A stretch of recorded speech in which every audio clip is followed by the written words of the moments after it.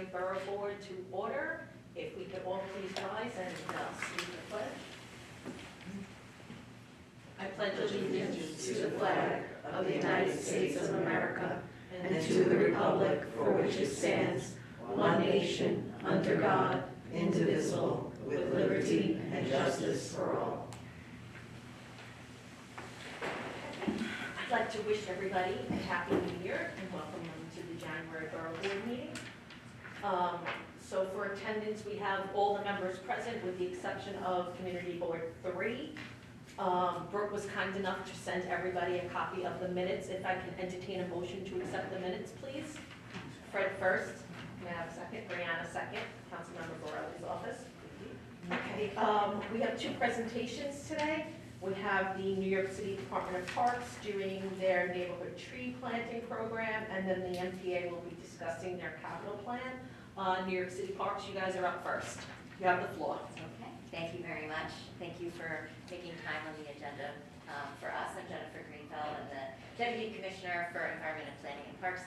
I apologize if we've met before. I'm awful in this basis. But anyway, I'm glad to have Joe Holmesy here with me. You probably know him well. So we're doing something different in parks. We're changing an approach to tree planting, and we wanted to share everybody as we make this shift. Just a quick reminder of the number of trees that we care for. We're really talking about the street tree population that's going to change in terms of how we're doing our planting. Stop me if you have questions along the way. It's not a long presentation. Also another reminder, for example, since 2002, we planted over 3,000 trees along streets and in parks.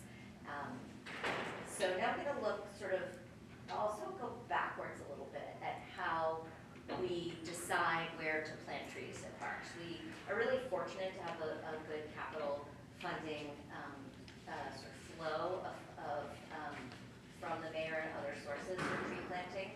So in the past, we've I would say it's in quotes, follow, but we literally follow the whole different kinds of mandates, including public service requests, these heat vulnerability zones, which is what's in the diagram on the bottom right. Those darkest ones are the ones that are hottest, so they will have the tree planting will have the biggest impact. We get independent funding from council members. I don't think we've gotten any recently from Staten Island, but that is a thing we do.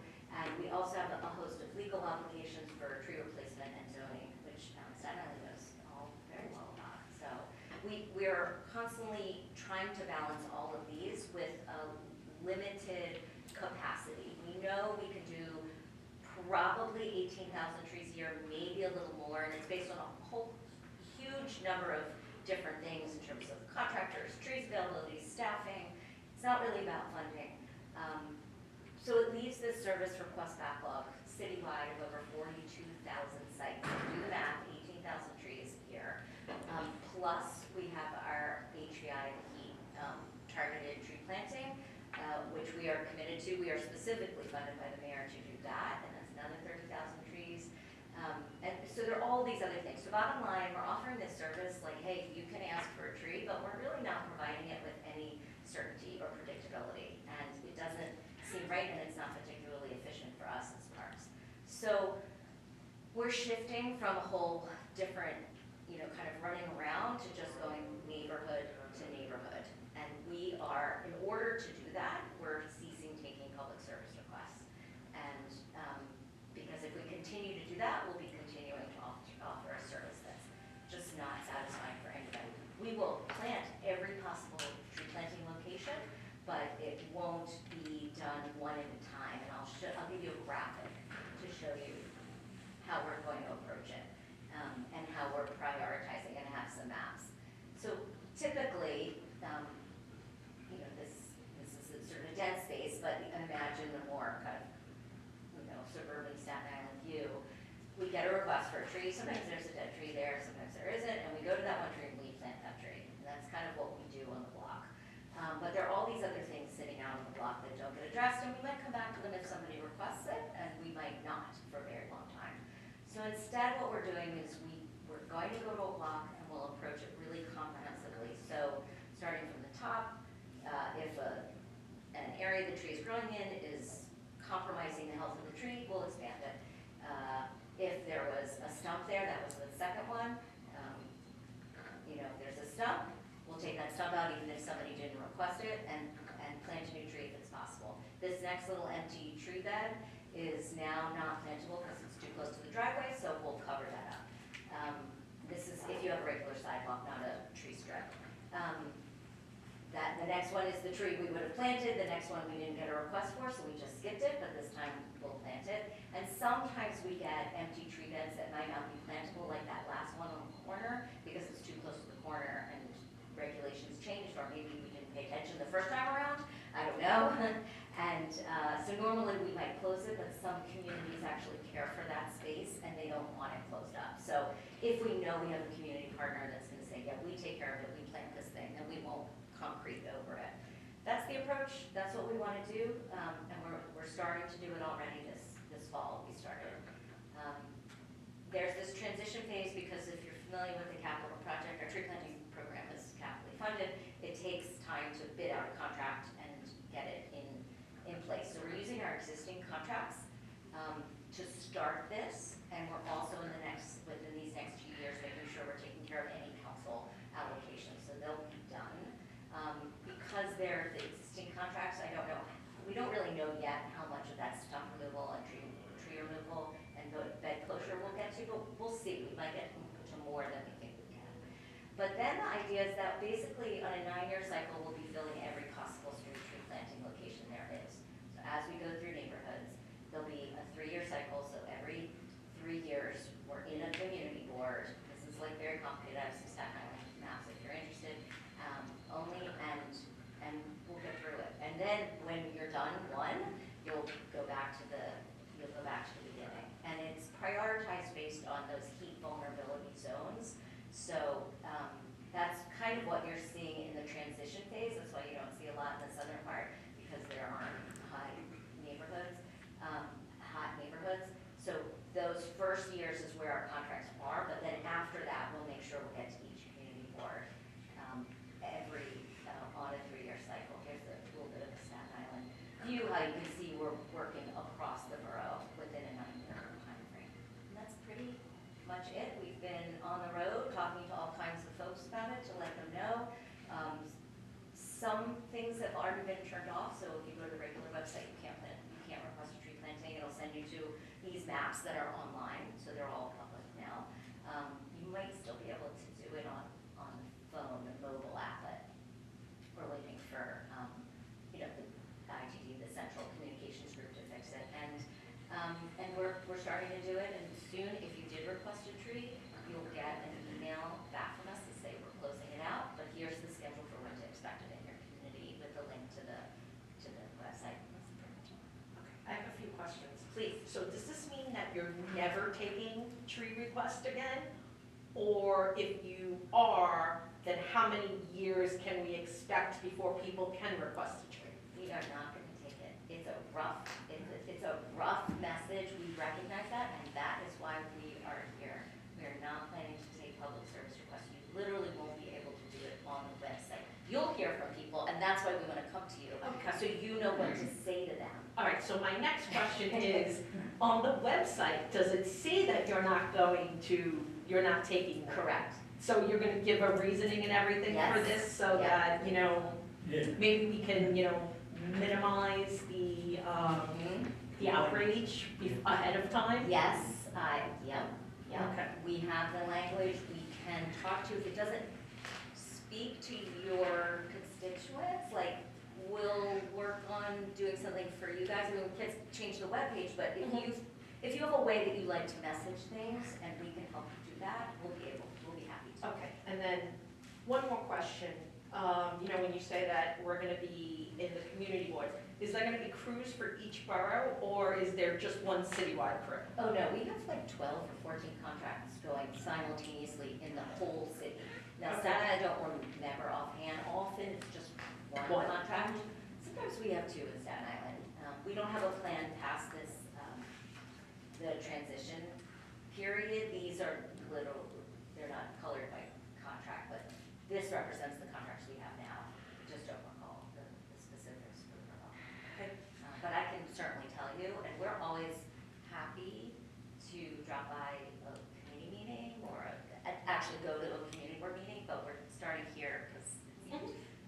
big bang for our buck for the moment. Okay. Do any members of the board have any questions? Brianna? So just so I understand, and you might have said this already, but for someone that has a tree stump that they're waiting to have Yes, taken out, I did not say this. Go Okay. ahead, finish your question, I forgot to say this. we have some constituents who call and their contract on the 311 page says that they've been waiting for like 2-3 years and it just continues to like renew Right. every year. So will they eventually be, Yes and no, yes, okay. eventually, yes. Yeah. But what I didn't say is this is all just the changing of the planting program. This is not taking away any other services. So we are still removing stumps with our contracts. We're still removing trees. We're still pruning trees, totally separate. This is just adding capacity through the tree planting program. So we get council funding every year we've been getting council funding every year. We have our own funding we allocate, I think $1 million a year for stump removal. So that program is going to continue. Now, that specific person who's been waiting a long time, I appreciate that it's like frustrating to be, pushed off, and we can look at, what the story is there. So one of those programs will catch them. If we're not getting it through our stump removal program for whatever reason, when we get to when we get to their block, then the stump will be removed. Okay, so I think, I'm sorry, you want to? No, if you're not Okay. finished. So we don't get many requests for individuals who want trees actually planted. Right, Well, can you run most your times, names, the community work one? Council member Council. Kelly's office. Oh, right, for Raleigh. But most times people they're more concerned because the way that the tree is growing is just horizontal and it's messing with, their sidewalks and their Yeah. driveways and everything else. So how exactly does this program like differ from, this other program? Just for like regular tree services and whatnot? No, it doesn't differ. I mean, it's again about the way we plant, not about the way we plant, but where we plant. Where, okay, Right? got it, yeah. It doesn't change how we plant, and again, it doesn't substitute any of other programs. Our Trees and Sidewalks Repair Program is still funded and in existence. We're still working through backlog, the highest rated. We've talked a lot about this with the council members. Go first, that's how that one gets done, and we'll continue to provide that service for 1, 2, 3 family homes. And this won't have any effect on the pruning programs either? Nope. Okay. Completely different. You had a question? So there were certain trees that, where the roots grow and damage the sidewalk. Mhm. Are these trees that have direct south or deeper into the earth versus Right. creating damage to the concrete and Right. driveways? There are some species that are worse than others, and historically, some of those, for many years, we haven't been planting them. So some of these big ones are real problems, silver maples, for example, London maples, some other. Well, leaded planes, I don't think of them as like shallow rooted and fast growing, but they get big, yeah. So some of those species we don't plant anymore, like the silver maple and the Northern maple and a couple others. But other than that, we're still trying to plant the best tree for the site. Most trees don't grow on the surface, it's when they're getting bigger and they're having trouble finding space growing otherwise.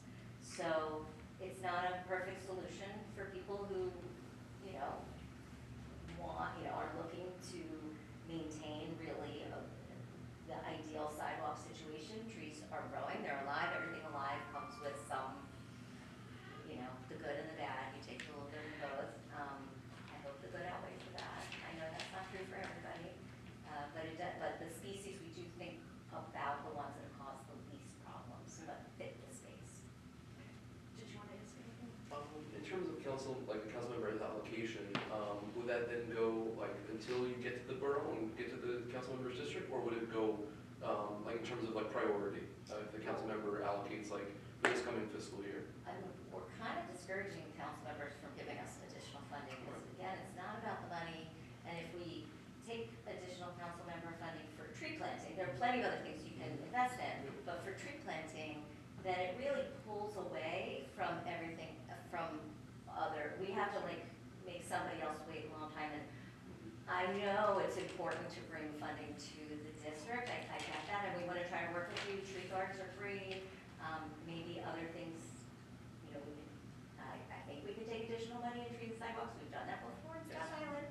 So there are other ways you can contribute, but the planting piece is tough for us to accommodate. CB1 and CB2, any questions? So I know this is probably obvious, but one of those that I have my calls in CB1 is, well, I don't want trees on my house. I know. And to go with the pads, a lot of people don't see any good in it, and I understand. Yeah. So that it is gonna be tricky, and we do wanna, because we're gonna do it in a neighborhood fashion, I'm hoping we can do a better job talking to communities in advance, and I'd love to partner, I mean, Joe's office and Linda's office, they're like the experts on the best ways to do that, and as we go to neighborhoods, we can talk, because sometimes people really don't want the tree, but sometimes it's like they don't want a surprise, right? Because they have ownership over that area, and if we can reduce that at least, talk about it in advance, maybe that'll help. But I hear you. Once the tree is planted, what is your program to keep the tree, we'll call it watered until these roots establish and grab, where you can say, all right, Yeah. well, Earth is gonna take care of it now. What are we doing? Well, the You contract, excuse me, Yeah. you used to see green bags around the trees. right. I don't see them anymore. No, we stopped using So those what because do we people put garbage in them and they Yeah, got all yeah. gross and bugs grew and Yeah. it was almost caused an eyesore more than anything. So we just pay the contractors to water the trees. We're like, just Okay. water the trees. And we have these tags that make sure that they So they check go in. around periodically. to Yeah, water the they are trees. supposed to water every other week unless it's a real drought, and then they have to do it more. Just one last question Yeah. regarding the sidewalks. We know the trees, the roots raise the sidewalks. If it becomes a serious trip hazard, would that get more priority Yeah. over? Oh, Yeah, we go out, we inspect it, if it's 1 to 100, but anyway, I know you'd spend the whole time talking about trees. I'll come, we'll send somebody to your meetings if you have one. Yes, I would request. Billy and Sia, do you want to add anything? Okay, thank you, oh, go ahead, Brooke. Yeah. You mentioned, having some meetings about the website. Yes. Do you have like a webpage of high-level schoolhouse rock, Yeah, recap?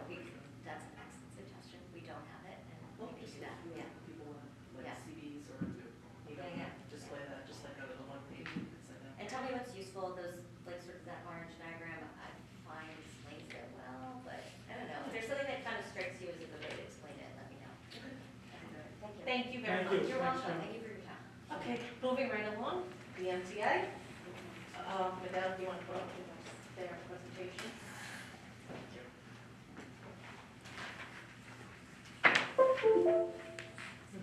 I'll do it quick. You want me to do it quick? Just introduce ourselves? Yes. Most people know me, Melissa Farley, this is the Government Community Relations. And I'm here with my colleague from MTA Construction and Development, Sean Fitzpatrick. He's the Deputy Chief of Staff for the Construction and Development President Jamie Torres Springer. So we're here today, thanks for having us, to just give an overview of the MTA's 2025 to 29 capital plan. We've been going out to all the borough boards, so again, we appreciate you having us today. So we'll go through our presentation of what's coming and what we're proposing. And once we have the presentation up, I'll turn it over to Sean. Excellent, yeah, thank you for having us. Sorry, this will work. Sure enough. So yeah, as Melissa said, we're in sort of transition period. You know, the MTA works in 5-year capital plans to rebuild, improve, and expand the transit system and also keep our bridges and tunnels in good working order. And so we are in the process of securing support for the next 5-year plan. So I'll talk through what's in that, give you a little bit of a status update on where we are in the current one, and I'm very happy to answer questions. This is, believe it or not, this is sort of an abbreviated version of the presentation. There's a lot of work that we're trying to get done, so I'll try to go through it very quickly. We'll be very happy to answer questions. So, from our perspective, New York really does rely on our transit system. It's essential to our economic growth. It's essential to the affordability of a region that struggles with affordability. There's data showing that it's 8 times cheaper to use public transit than to own a car in the New York metro region. And it's important for our environmental goals. The MTA keeps 20 million tons of carbon out of the air every year. Our transit system relies on capital investment. This is a not very subtle spot the difference graphic we put together as part of our 20-year needs assessment that we released last year. And what I like about it is everything that you see here between what physical train cars are in our system, what the turnstiles look like, the state of the platforms, as well as some of the behind-the-scenes things, like the state of our communications equipment. All of the things that are different between here are things that rely on capital investment in order to keep them in a state of good repair. If this comes, I mentioned, we're in the process of our 2020 to 2024 capital plan. I'm sure this group has varying opinions on the recent implementation of congestion pricing. From our perspective at MTA Construction and Development, what was important about it is that it has unlocked our ability to proceed with $15 billion worth of capital projects. And that includes everything from moving forward with the Second Avenue subway extension in East Harlem, as well as a lot of basic state of good repair. New electric buses, new regular buses, upgrading some of the 1930s era signals that run the subway system today, and a whole host of structural work that is going to keep the system up and running. So now that that's in place, we're able to proceed with the rest of that work, which sets us up for the next plan. So this is the proposed sort of by the numbers for the 25 to 29 plan. So the number is 47,386,000. That's right, yep. So there's two different sort of parts of our budget, the way it gets set up by law. So there's our core program, CPRB, the Capital Program Review Board. That's sort of New York City Transit, the bus company, as well as the railroads. That's a $65.4 billion proposal. And then bridges and tunnels is its own separate budget. It's self-funded through the toll revenue from the bridges and tunnels, the seven bridges, 2 tunnels that we operate, and that's another $3 billion. So that is actually the only thing that was necessary for that to come into effect was our board's approval, which was secured in September. It's that first $65 billion part that we're sort of in the process of negotiating and securing support and funding for. Just before you go to the next slide. Yeah. The Staten Island Railway budget, Yep. would that be in New York City It's- Transit? on this chart, it's included within New York City Okay. Transit, right? I can do it off the top of my head, I think, a $350 million investment in this next 5-year period for the railway. Thank you. Well, why is that? Because there are MTA beliefs for the Staten Island Railroad. So why is it part of the New York City budget?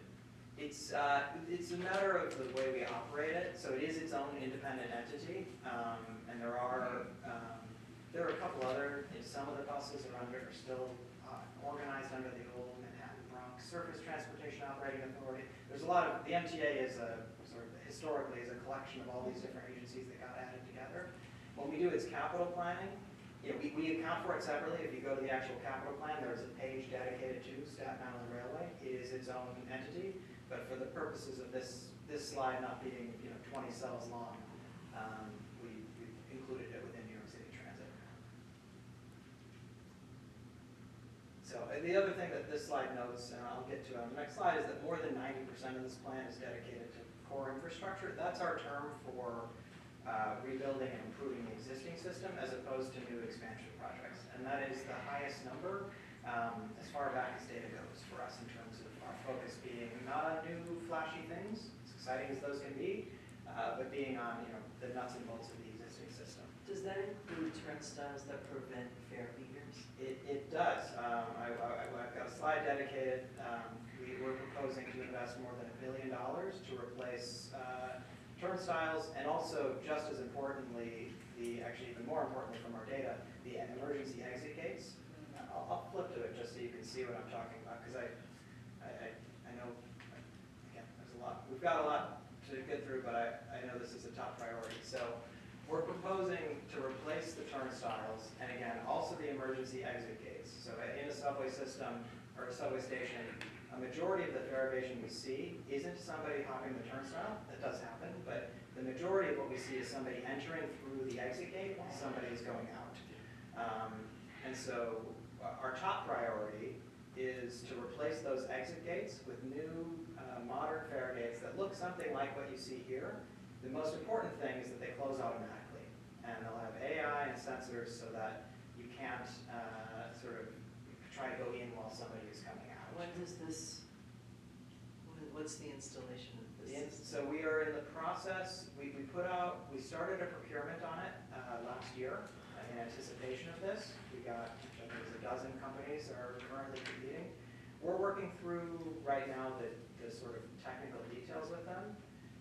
It's a difficult environment to figure out how to install it, make sure they have all the sort of access they need. One station at a time.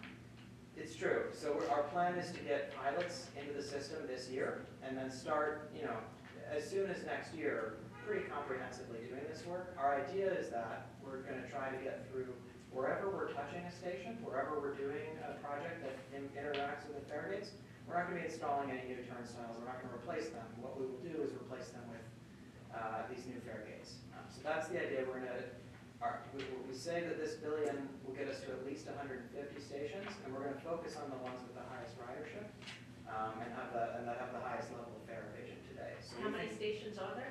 there are 493, so we'll get to about a third of them. But again, by focusing on the highest ridership ones, that'll be 75% of our riders will be in those stations that will have these fare gates. And in some cases, we're going to try to be strategic about this in terms of the return on investment for us, because we lose something like $300 million a year to fare evasion in the subway system. I thought it was higher than that. The total system, including buses, which is its own challenge, which is much harder to figure out, and it's not counting the fare gates in. But the total figure, including the railroads, including buses, and including the toll evasion on the bridges and tunnels, is more than 700 million. But in the subway system, it's 300 million, and we think we can make a significant dent in that through the physical infrastructure changes. In some cases, we're going to be replacing the full fare array. In other cases, we're going to focus on that exit gate just so we can get to as many places at once. The other thing that these will do, and the other reason we're excited about it, is that they will be harder to get into if you don't pay, but they'll be easier to use if you do pay. So if somebody is in a wheelchair, somebody has luggage, has a stroller, these things will open automatically, and then they'll close automatically. But it'll make it, from our perspective, this won't be sort of making the system less attractive, it'll make it more attractive for paying customers. So this is a real centerpiece of the plan, and it's something that we are constantly working on. We want to make sure what we install works, and so that's why we've started all of the technical review, even in advance of having funding. We sort of dedicated other resources to make sure we're able to hit the ground running once we have approval for this plan. And just one quick question. Does it detect like a second person, so I know you said, so you can't sneak in, but like, what if you're together and you want to be Yeah. close to each other? Yeah, piggybacking Yeah. is the term of art, Yeah. technical excuse. Yeah, the idea is that we will have sort of sensors that will Okay. shut behind someone. They'll be able to tell the difference between a person walking in and somebody who has like a piece of luggage behind them, so it isn't shutting on people's luggage. That's sort of that's the biggest, or that's the most complicated technical piece of it, is making sure that it is, it has to be safe, it can't hurt people, but it needs to err on the side of preventing somebody, double paying. So you think that would also include additional agents, in theory, in case the AI kind of messes up, or people learn to somehow start messing with it in some sort, would there be people present or agents present? Clearly, fare evasion is going to continue to require, significant partnership with NYPD, with our own sort of station agents. They're thanks to New York City Transit, sort of work there out of the booths now and are able to assist and interact with customers more directly than was the case previously. But the idea is that this system will be smart. It will learn. We will be able to sort of make tweaks to it. So hopefully we aren't in a position where it, we know there's there's an early sort of prototype of this that was done for accessibility purposes, sort of before fare evasion took off in the same ways. That we saw some sort of TikTok stars, hacking how to get into it. We've been able to address those issues by and large with the vendor of the one we did the pilot with. But the idea is this is why we're doing all this testing now, so what we put out into the system doesn't have those issues. And if we do see something coming up, we're going to adjust the software and the hardware itself. We're not going to sort of, it's never going to be feasible to have a person at every single turnstile. And so I think we need to get the infrastructure right, and that's the idea. So I'll skip back up just to say, by and large, that's one of the key sort of new investments that the system is gonna have in it. By and large, the plan is focused on even more basic sort of infrastructure needs. These charts are, and you'll see in the actual capital proposal itself, a lot of data like this. Look at the Parks Department talked about some of their backlogs. We have a significant state of good repair backlog as well. And our focus in this plan is to, not bite off more than we can chew, but make a significant dent in that backlog. So the light blue sort of in the left side of these charts is showing what percentage of our system for an individual asset will be in a state of good repair by the end of our current capital plan, when we're finished with implementing it. And then the lighter pink, 20 years? it's okay. This is based on before we put a capital plan together, I should step back and go through this. Before we put a capital plan together, we do a system-wide assessment of and this was the most detailed we'd ever did. We looked at 6 million individual assets across the MTA system, rated them on a scale of 1 to 5, to say if they're in a state of good repair or whether they're in poor or marginal condition, that they need investment in order to continue to operate. Based on that, we put together our 5-year plan. What are we going to try to, we know we couldn't do all 20 years worth of work sort of in the next 5 years. What can we get done? And so at the end of our current 2020 to 24 plan, we will have addressed, the blue parts on these charts. And that will leave a significant backlog that's in that pink, that's in poor or marginal condition. So the darker blue is showing what we're proposing to do in this capital plan. And then just as importantly, the darker red is our projection for what will age out or what will leave a state of good repair over the course of the next 5 years. Because we're an old system, our assets have varying sort of shelf lives, so to speak. Some of them are 100-year assets, some of them are 40-year assets, some of them last 20 years. Elevators, for instance, have to be replaced every 20 years. And so the idea is that we are going to try to make a significant dent in our state of good repair needs and stay ahead of the decay we know is coming. Substations, which are what allow us to power the subway, there's a similar story for the railroads as well, are a good example of this. There's about a third of the substations have major components in poor or marginal condition. We're proposing to address nearly all of them, and the reason we're proposing to get to nearly all of them is because we know they have about a 40-year useful life. We know we have another 20% or so that are going to be aging out in the next 5 years. So we're trying to stay ahead of that and make progress, sort of across category by category. We want to do more work on our elevated structures and having them both be more aesthetically pleasing for the neighborhoods that they run above, as well as just safer and sort of more secure in terms of addressing steel defects. And this is sort of, again, happy to get into any individual details of it, but this is the idea across the system. We want to be making progress towards a state of good repair. So we've organized the plan into 3 main buckets of investment. We're going to continue to provide frequent and reliable service and enhance it. That's really that touchstone for that state of good repair work, what it takes to run that service. We'll improve the customer experience. This is talking about the investments we'll make to our stations to make them more accessible and also more resistant to derivation, as we got into. And then finally, we'll keep taking action on climate change, both continuing to be greener ourselves and to fortify the system given the storms that we've seen. So when you mean greener, does that mean what? Primarily, I'm talking about our zero emission bus program that will switch to electric buses that have fewer emissions, both globally and also better air quality locally. So how do you keep it running? It's 20,000 pounds plus passengers and Yeah. the electric charge and, all right, you'll figure it out. I've got a slide on, I'll get to it in just a moment, but I'll go through just at a high level some of the highlights in terms of the state of the repair investments. So a key part of this plan and a key driver of the size of the plan is our need to invest in rail cars.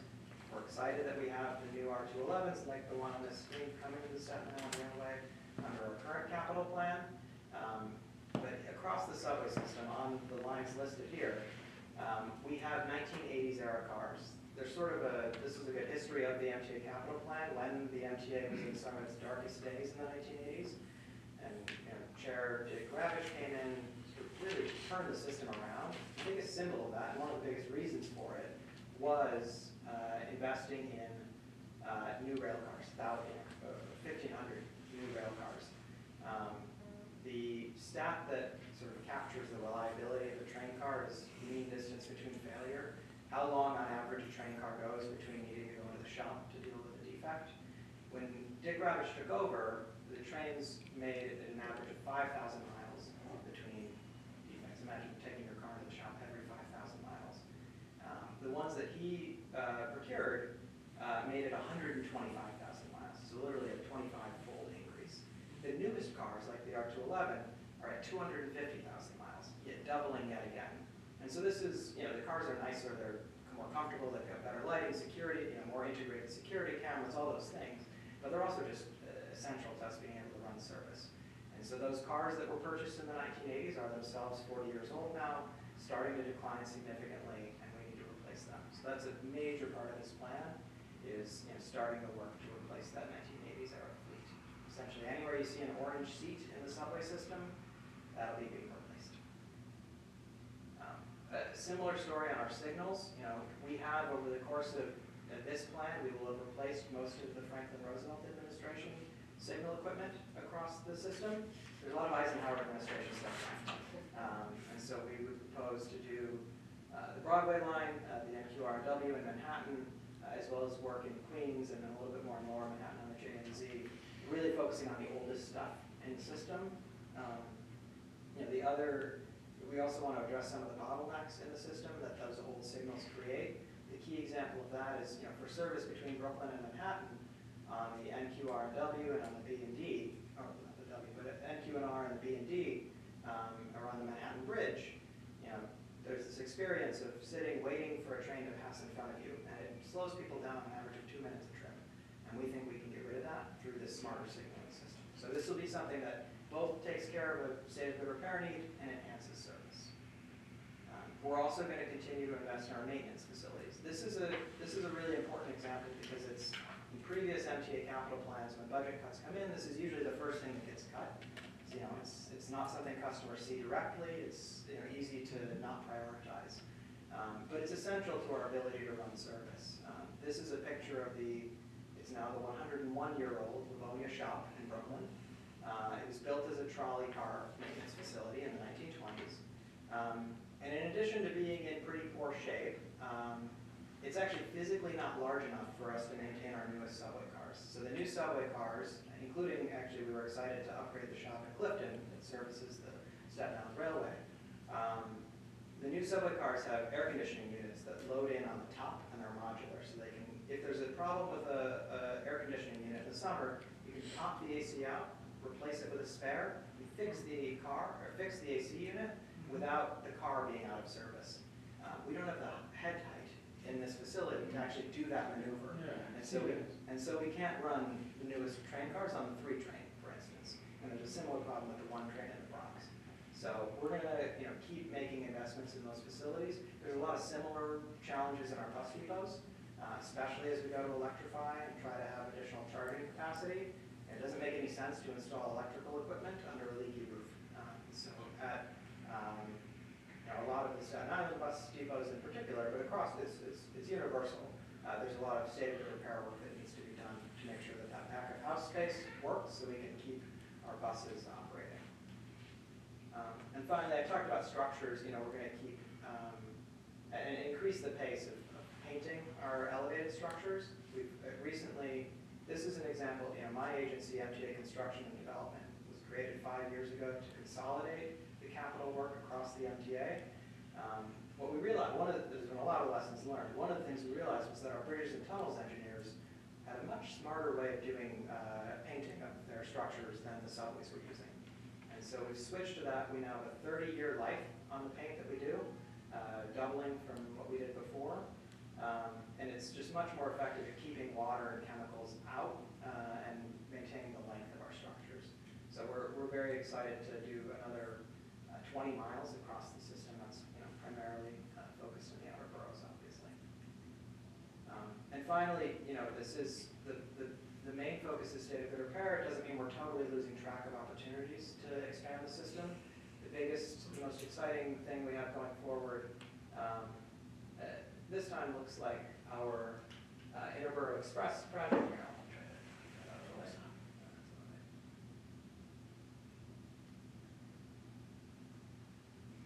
Okay, that's hopeful that will work. This would connect Bay Ridge, Brooklyn to Jackson Heights in Queens, cutting people's trips in half in some cases. And we're very excited to start construction on it in this plan and pursue federal funding along the way to try to get it fully going. So in addition to those state-of-the-art repair and sort of frequency investments, we touched on the fare gates, but we'll also continue our accessibility program on Staten Island. We were very happy to open New Door as a newly accessible station last year. We're in construction on Huguenot, yes.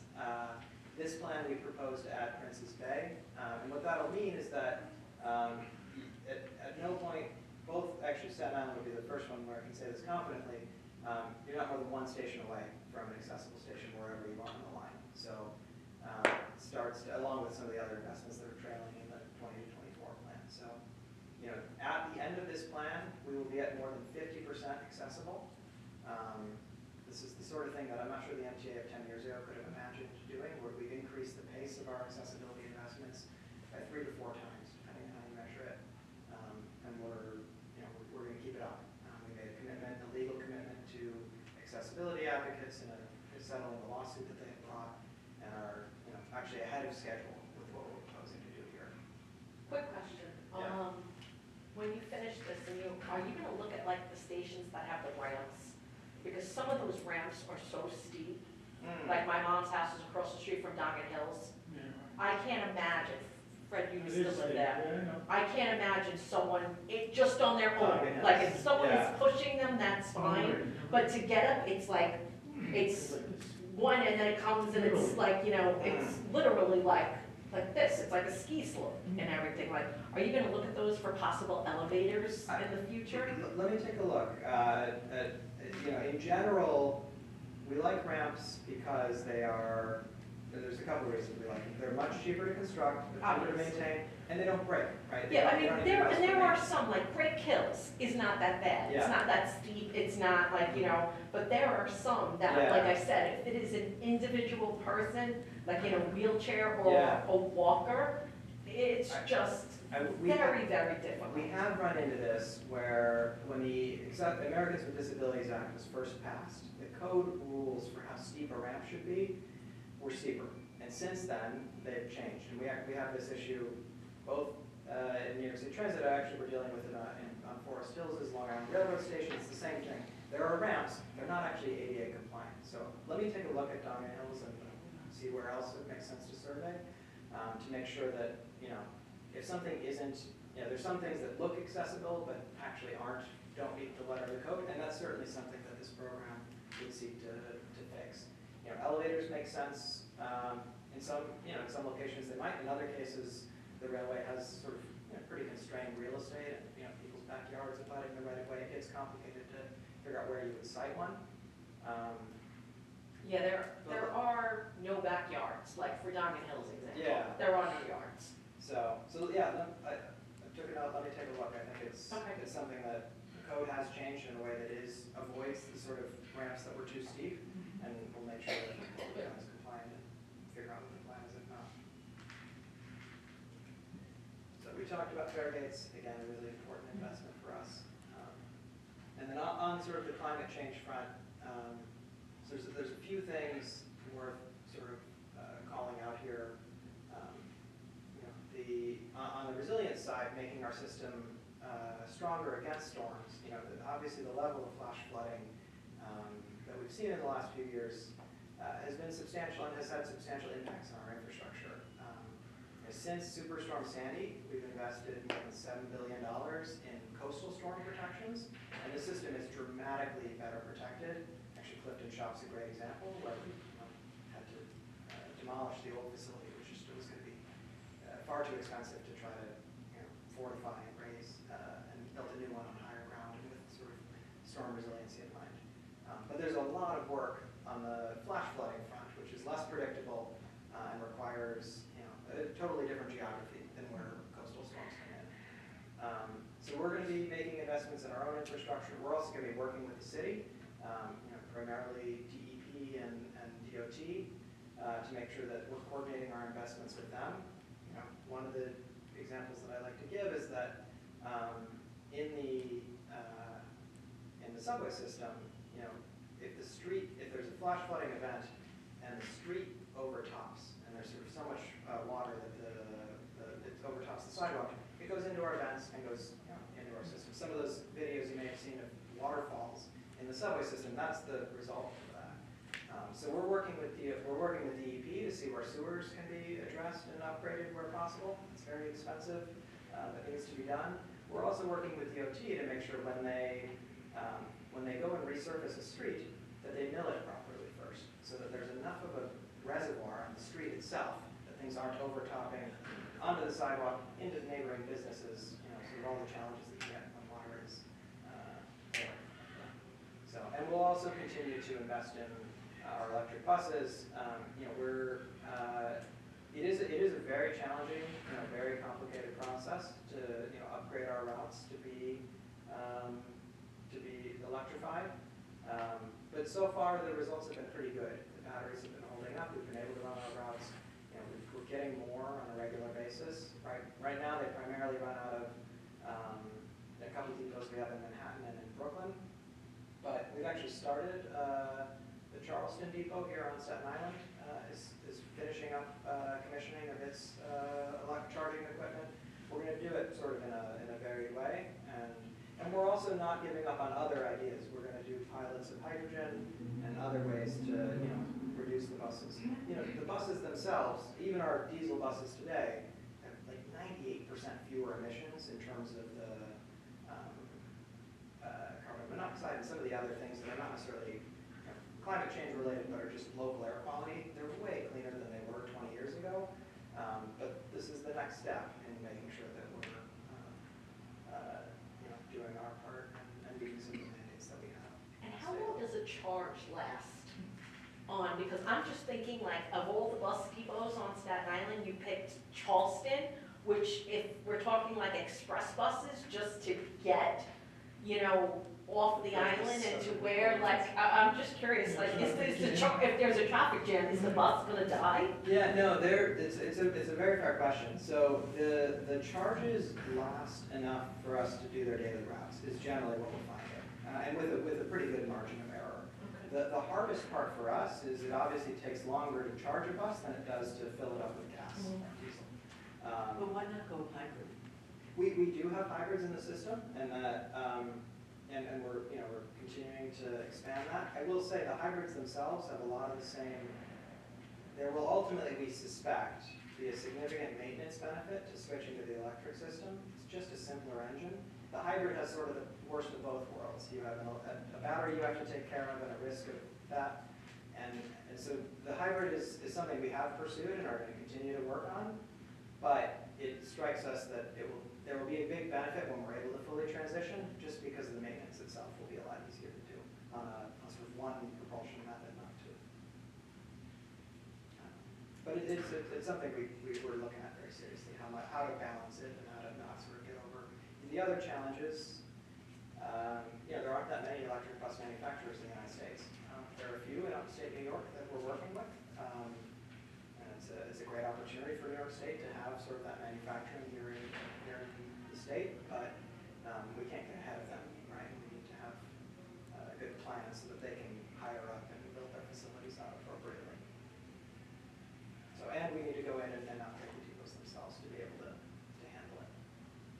So that's the heart of what we're proposing to do. Here's a map showing within the city is sort of a selection, a pretty good selection, but a selection nevertheless of what we have invested, what we have proposed here across the region as similar benefits sort of shared widely. You all note just a few closing points on the capital plan as a whole. There's it is a major economic engine for the state. These are numbers based on our sort of 20 to 24 capital plan. We're in the process of updating them. They'll be somewhat higher as the anticipation. But it's tens of thousands of good construction jobs, as well as the engineering work, all the sort of things that go into it. And we're, the MTA is really focused on supporting MWBs and small businesses too. There is no agency in New York State that comes close to us in terms of our record in getting money into the pockets of minority and women-owned businesses, and especially small businesses. We have a small business mentoring program that is really the envy of a lot of agencies that I interact with because of our ability to bring businesses in, show them the ropes in terms of how to deal with government and all the dealing with the bureaucracy, and we get good contractors out of it, and these small businesses are able to grow as a result, which has been very successful. And then, we're getting it done better, faster, and cheaper. I mentioned that my agency was created 5 years ago. It was a reflection of the fact that we knew that at the MTA, we weren't as efficient as we should have been. And, I think there was a long, hard look at what is the way to actually get construction done in New York more efficiently. And there's still a lot of work to do, but I will say we've got more and more successes to point to as well. The photo on the left here is of the Park Avenue Viaduct. This is the 1890 structure that runs in East Harlem, connecting Metro North Railroad's service from the Bronx into Grand Central. We were able to work with the contracting community to set up a design-build project that uses this giant gantry crane that goes over Park Avenue, from one side of Park Avenue to the other. They built, you see the hanging concrete number, they built, sort of pre-built the new structure. We come in over the course of a weekend while running service on one half of the viaduct. So actually no canceled trains for Metro North as a result of this. And are able to, over the course of a weekend, replace several blocks worth of structure without interrupting the community very much, without interrupting our train service. And what that means is that we were able to shave more than 2 years off of the project schedule, save tens of millions of dollars as a result of saving that time. And I've actually been able to start phase 2, actually something like 5 years ahead of schedule. So this is the sort of thing that the MTA of 10 years ago, we've got smart engineers and the contracting community here does a lot of good work. We didn't give them the tools in order to do things like that. And so thanks to the way we're structuring things, design, build, project CEOs who are given individual responsibility for, and both the good and bad of responsibility for being accountable for their success, we've been able to turn the tide pretty significantly. And we're going to continue to do more like that in this upcoming plan. Over the course of the last plan, and actually I can add 2024's numbers, we've saved more than $1 billion on our projects versus the initial estimate, which is, again, there's more to do, but I think the ship is turning pretty significantly. And we're able to get more done. I mentioned ADA as an example of this. The old way the MTA did business was that when we wanted to make a station accessible, we made one station accessible. And we did a contract, and we went through a procurement process, we took bids, we negotiated, the contractor mobilized, set up their field office, all of these things one at a time. Now we've bundled projects together to do, in some cases, as many as a dozen stations at once. It means we can do work a lot more efficiently. It's more efficient for our contractors. They're able to scale their businesses more appropriately. And our oversight is able to be sort of synced up and a lot more efficient. And that's meant that we've been able to increase the pace really significantly. And that's allowed us to get a lot of work done. So that's why we're confident, even as we have a lot of work to do, that we're going to be able to keep up with it and continue to get more done. So that's the proposal. This is a photo where we're in Brooklyn doing a similar presentation. Appreciate your attention tonight. I know it's a lot. Believe it or not, that I have cut slides back as we try to pare it down. So I have one last question. Yeah. Which is probably a question about, so out of this multi-billion dollar plan, how much is coming to Staten Island? I know you said $350 million for the Staten Island Railway. Yeah.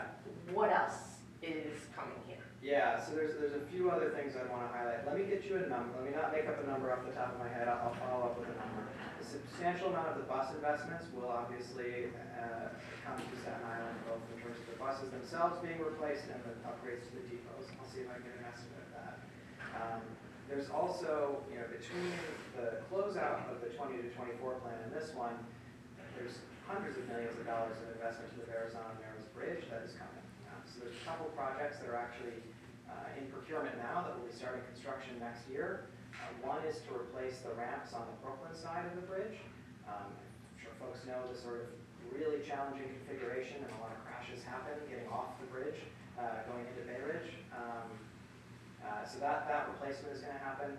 We're also in the process of doing a project to dehumidify the main cables of the bridge. That's a very wonky sounding project, but is a really important one. How do you replace the main cables of the suspension bridge? The answer is you don't. You build a new bridge. And so it's really important that we do everything we can to preserve the length, the life of those bridges, or those cables. So we will be creating a system that will actually sort of suck humidity out of the cable casings and it extends by decades the useful length of the Verrazano Bridge. So there's a lot of other structural work. We'll be redoing a couple of the decks, repainting, all sorts of things. But those are some of the investments. I'll get you an estimate in terms of the numbers. Okay, and I have a part B. Yeah. So, congested pricing is affecting Staten Island greatly. We're bearing a big portion of it, but we have no subway. We have no, we are, we're void of there's been nothing I know we've gotten improvements to the existing system, but we've gotten nothing new. Is there ever going to be a time where we met? There are a couple of projects that have been studied recently and that will continue to be sort of worked on. The most prominent one is the proposal for bus rapid transit on the North Shore, and then connecting in with the buses throughout the island. That is there's a lot of complications related to the property rights and things of that nature, but we're going to keep the engineering for that going in this plan. It has the potential to shave significant minutes off of a lot of bus customers coming to here. And I'm talking more interborough, that benefits Staten Island. I know the bus lane on Staten Island benefited a lot of commuters coming from Bay Ridge, which is wonderful, but it didn't really benefit us that much. As a matter of fact, it's actually harnessed us in some ways, having the bus lane extended and everything like that. Because now, some of us who work locally, our commute has increased and everything, and it's also made